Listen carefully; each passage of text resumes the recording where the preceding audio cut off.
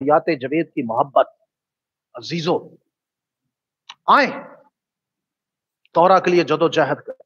जब आप तौरा की बात करेंगे, ईदों की बात करेंगे, आपके अपने आप के खिलाफ हो जाएंगे, आपके अपने आप के दुश्मन हो जाएंगे।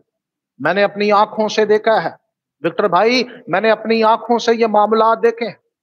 मैंने नौजवान बच्चों को जब तोरा की तरफ आते देखा तो माँ बाप बच्चे के खिलाफ हो गए, ऐसा उससे ही है। नफरत करते हुए मैंने माओं को देखा है, ऐसे देखा है नफरत करते हुए जैसे कि वो कोई दुश्मन है उसका।